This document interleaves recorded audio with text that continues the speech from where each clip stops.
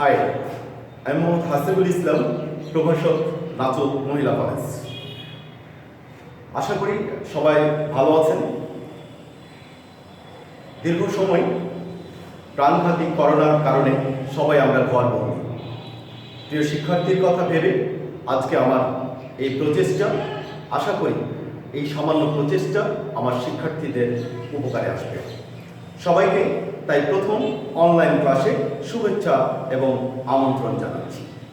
আজকে আমার আলোচনার বিষয় মেন্ডেল ও তার প্রথম সূত্র। সুতরাং এই আলোচ্য বিষয়ের উপর আজকে আমরা যা আলোকপাত করব তা একটু দেখে, অর্থাৎ শিখন ফল হিসেবে আমরা জানব কি। খেয়াল করি সবাই, শিখন ফল।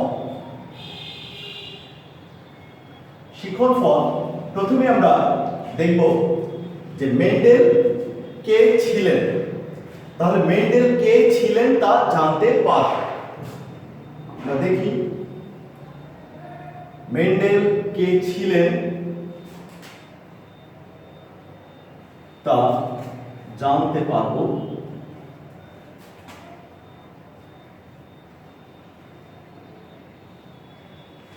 আরেকটি বিষয় যে মেন্ডেলকে বংশগতির জনক বলা হয় কেন তাও জানতে পারবো।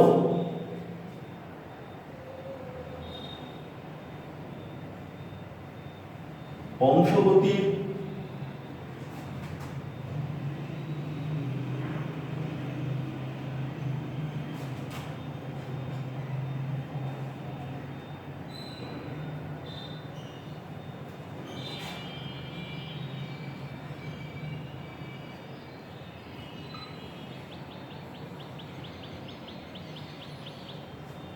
এবং সবশেষে আমরা যেটি জানতে পারবো সেটি হচ্ছে মেন্ডেলের প্রথম সূত্র ব্যাখ্যা করতে পারব।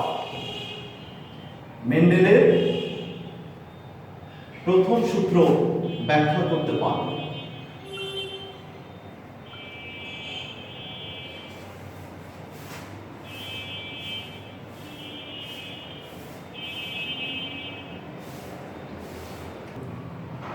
প্রিয় শিক্ষার্থীবৃন্দ, তাহলে আজকে আমাদের প্রথমে জেনে নেওয়া দরকার যে মেন্ডেল কে ছিলেন তা জানতে পারব। মেন্ডেল আসলে অস্ট্রিয়াবাসী একজন ধর্মযাজক ছিলেন। তিনি 7 বছর মটরশুঁটি গাছ নিয়ে গবেষণা করেন এবং এই 7 বছর দীর্ঘ গবেষণার পর তিনি 2টি সূত্র আবিষ্কার করেন, বংশগতির সূত্র আবিষ্কার করেন। এই জন্য মেন্ডেলকে বংশগতির জনক বা মেন্ডেলিজম নামে অভিহিত করা হয়।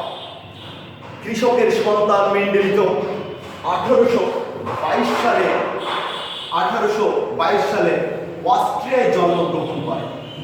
কোথায়? গুরুত্বপূর্ণ অংশ, অস্ট্রিয়ায় জন্মগ্রহণ করেন। কত সালে? 1822 সালে জন্মগ্রহণ করেন। তার স্বপ্ন ছিল তিনি একজন শিক্ষক হবেন এবং বিজ্ঞানী হবেন, কিন্তু দারিদ্র্যের কষাঘাতে তার সমস্ত আশা আকাঙ্ক্ষা ধূলিসাৎ হয়ে যায়। বিশ্ববিদ্যালয়ের শিক্ষা গ্রহণ ত্যাগ করে তিনি অস্ট্রিয়ার ব্রুন শহরে অবস্থিত গির্জায় শিক্ষানবিশ হিসাবে যোগ দেন। প্রিয় শিক্ষার্থীবৃন্দ, 1857 সালে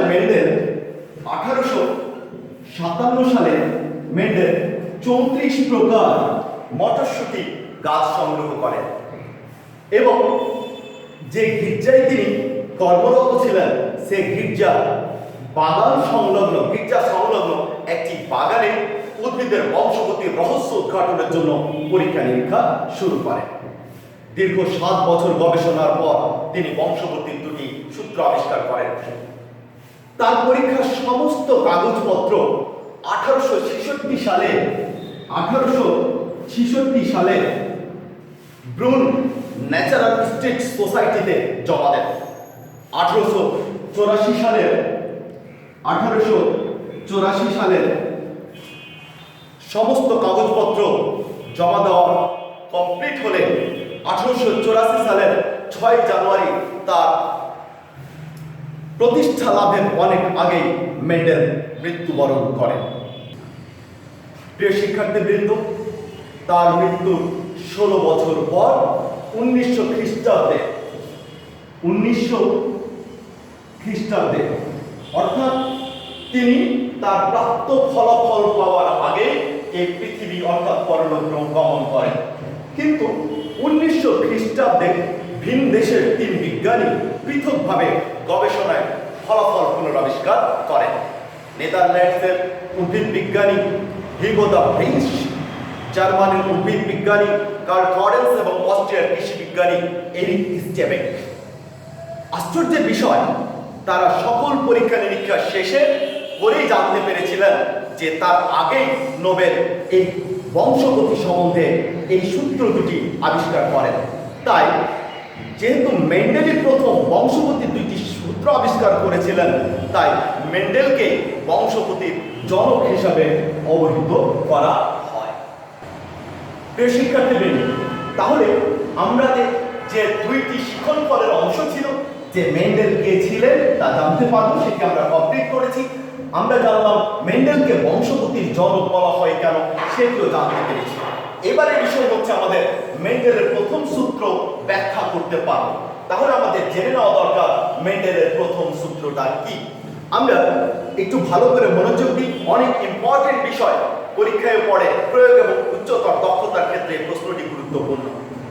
ভালো করে মনোযোগ দিয়ে আমরা সংকর জীবে বিপরীত বৈশিষ্ট্যের ফ্যাক্টরগুলো মিশ্রিত বা পরিবর্তিত না হয়ে পাশাপাশি অবস্থান করে এবং গ্যামেট সৃষ্টির সময় পৃথক হয়ে ভিন্ন ভিন্ন গ্যামেটে প্রবেশ করে। প্রিয় শিক্ষার্থীবৃন্দ, তাহলে আমরা যাই মেন্ডেলের প্রথম সূত্রের জিনতাত্ত্বিক ব্যাখ্যা। ধরি আমরা যে গিনিপিগের কালো রঙের জন্য দায়ী জিন, গিনিপিগের কালো বর্ণের জন্য দায়ী জিন হচ্ছে ক্যাপিটাল বি। তাহলে আমরা এর জিনোটাইপটা কি পাবো? আমরা যদি দেখি কি যে জিনোটাইপ, গিনিপিগের জিনোটাইপটা হবে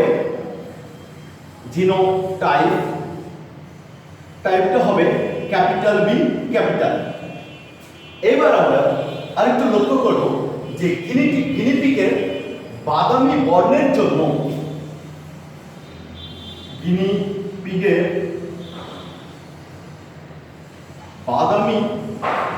জন্য দায়ী জিন হচ্ছে স্মল বি। তাহলে গিনিপিগের বাদামি বর্ণের জন্য যে জিনোটাইপ সেটি হচ্ছে 2টি স্মল বি। প্রিয় শিক্ষার্থীবৃন্দ, আমরা জানি যে 2টিকে যদি সেগ্রিগেশন করি অর্থাৎ গ্যামেট ফর্মে নিয়ে যায়, তাহলে দেখব আমরা এখানে একটি গ্যামেট, এটা একটা গ্যামেট, এটি একটি গ্যামেট, এটি একটি গ্যামেট। আমরা এইবার F1 যৌন যদি তৈরি করি, সেক্ষেত্রে এখানে F1 আমরা পেয়ে যাই একটি ক্যাপিটাল বি, একটি স্মল বি। অর্থাৎ আমাদের ক্ষেত্রে প্রথম সংকর যেটি হবে সেটি হচ্ছে কালো বর্ণের গিনিপিগ।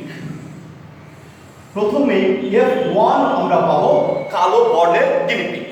এই কালো বর্ণের অ্যালিন অর্থাৎ ক্যাপিটাল বি বাদামি বর্ণের অ্যালিন এর উপরে প্রকট গুণ সম্পন্ন।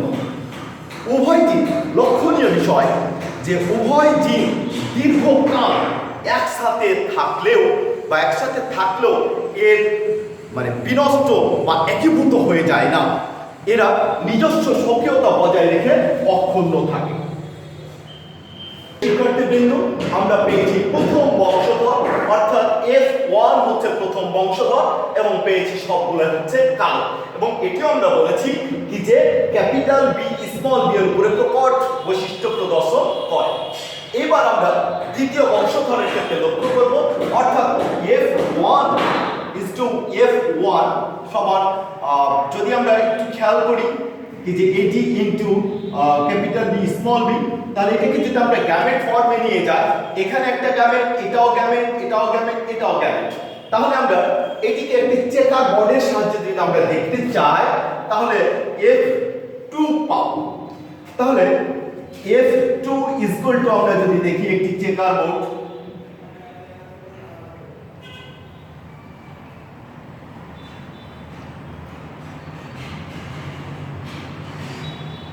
শিক্ষার্থীরা একটু খেয়াল করবো আমরা কি যে এখানে আমরা দেখবো এই সাইডে যেটা দিব পুংগামেট, এই সাইডে দিব স্ত্রী গামেট। অর্থাৎ পুংগামেট স্ত্রী গামেটের বিষয়টি লক্ষ্য করব যে এখানে একটি গামেট, এখানে একটি গামেট, এখানে একটি গামেট এবং এখানে একটি গামেট। আমরা এবার এদের মধ্যে ক্রস করাই ক্যাপিটাল বি, তাহলে দুইটি ক্যাপিটাল বি সমান আমরা দেখব এখানে দেখতে পাচ্ছি যে গিনি পিগের জন্য কালো, ধরেন কালো ক্যাপিটাল বি স্মল বি এর প্রপার, সুতরাং এটি একেবারে বিশুদ্ধ কালো। তারপরে আমরা দেখি এইটি আর এটির সাথে ক্রস করিয়ে ক্যাপিটাল বি স্মল বি, এটিকেও পাবো আমরা কালো। এরপরে এই কালো কেমন করে আমরা নিশ্চয়ই দেখতে পাচ্ছি যে F1 বংশধরে মিশ্রিত আমরা কালো পেয়েছি, অর্থাৎ প্রথম বংশধরে। এইবারে আমরা দেখি এইটি আর এটি, অর্থাৎ ক্যাপিটাল বি স্মল বি, এখানেও কালো। এইবার দেখতে পাচ্ছি আমরা দুটি স্মল বি, এইটা হবে বাদামি। এইবার শিক্ষার্থীবৃন্দ একটু লক্ষ্য করি আমরা কি যে আমরা কি অনুপাত F2 ইকুয়াল টু আমরা দেখতে পাচ্ছি কি যে কয়টি কালো 1 2 3, অর্থাৎ দেখতে পাচ্ছি যে তিনটি কালো আর একটি হচ্ছে বাদামি। তাহলে আমরা অনুপাতটা কত পেলাম 3:1। প্রিয় শিক্ষার্থীবৃন্দ, আমরা F2 এর ফলাফল দেখেছি, এবার একটু বিশ্লেষণ করতে পারি। F2 এর সদস্যদের জিনোটাইপ বিশ্লেষণ করলে দেখা যায় একটি হোমোজাইগাস, অর্থাৎ দুইটি ক্যাপিটাল বি দেখতে পাচ্ছি আমরা হোমোজাইগাস, বাকি দুইটি হচ্ছে হেটারোজাইগাস, একটি ক্যাপিটাল বি এবং একটি স্মল বি হেটারোজাইগাস অবস্থায় আছে। যে প্রথম বৈশিষ্ট্য F1 এ অর্থাৎ যৌনতে এগুলো অবদমিতেও ছিল, কিন্তু দেখা গেছে পরবর্তীতে F2 যৌনতে সেগুলো পুনরাবির্ভাব ঘটেছে। অর্থাৎ F1 যৌনতে ছিল না, কিন্তু F2 যৌনতে সেগুলো পুনরায় ফিরে এসেছে।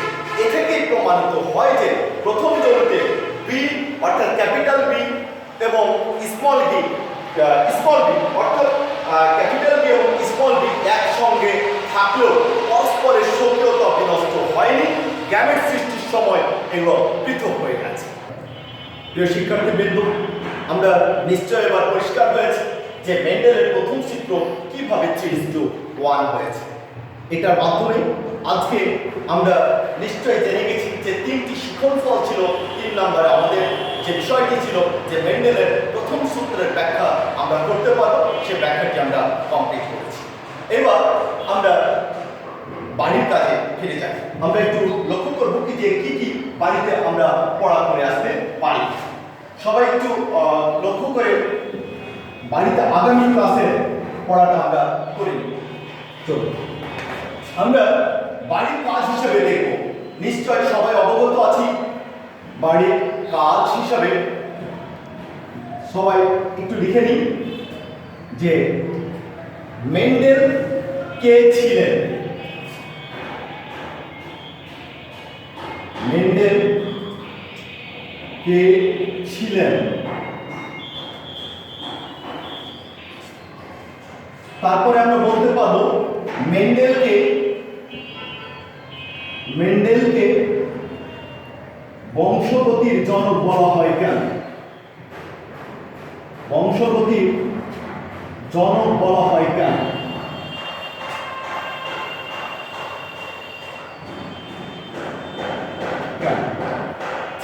এবং সব শেষে যেটি বলেছিলাম যে প্রয়োগ এবং উচ্চতর দক্ষতার জন্য যে প্রশ্নটি গুরুত্বপূর্ণ সেটি হচ্ছে মেন্ডেলের প্রথম সূত্রের ব্যাখ্যা করো। মেন্ডেলের প্রথম সূত্রের ব্যাখ্যা করো। অথবা এইভাবেও এটি হতে পারে, অথবা 3:1 অনুপাতটি ব্যাখ্যা করো। এছাড়াও আরেকটি বিষয় লক্ষণীয় শিক্ষার্থীরা, যে এটি ছিল বড় এবং ছোট প্রশ্ন। বহু নির্বাচনী ক্ষেত্রে এই ক্লাসটিতে আমরা আর কি কি প্রিপারেশন রাখতে পারি। নিশ্চয়ই তোমরা লক্ষ্য করেছো যেখানে মেন্ডেল সম্বন্ধে বেশ কিছু ছোট প্রশ্ন আছে বা বহু নির্বাচনী আছে। যেমন মেন্ডেলের জন্ম কত সালে, মেন্ডেল কোন দেশে জন্মগ্রহণ করেছিলেন, মেন্ডেল কোন সালে মৃত্যুবরণ করেছিলেন, মেন্ডেল কত প্রকার মটরশুঁটি গাছ নিয়ে তার পরীক্ষা শুরু করেছিলেন, মেন্ডেল কত সালে তা এই গবেষণা শেষ করে জমা দিয়েছিলেন। এমনকি সব শেষে যে প্রশ্নটি হতে পারে সেটি হচ্ছে মেন্ডেলের প্রথম সূত্রের অনুপাতটি কত ছিল। এই ধরনের অনেক ছোট প্রশ্ন দিয়েও বহু নির্বাচনী থাকতে পারে। প্রিয় শিক্ষার্থী বন্ধুরা, আজকে এ পর্যন্তই আমার অনলাইন প্রথম ক্লাস। আশা করি অনেকেই কিছুটা হলেও উপকৃত হবে। সবাইকে অসংখ্য ধন্যবাদ। বাড়িতে সবাই সুন্দর থাকবে, নিরাপদে থাকবে, বাড়ির প্রত্যেকটি সদস্যকে নিরাপদে রাখার চেষ্টা করবে। ধন্যবাদ।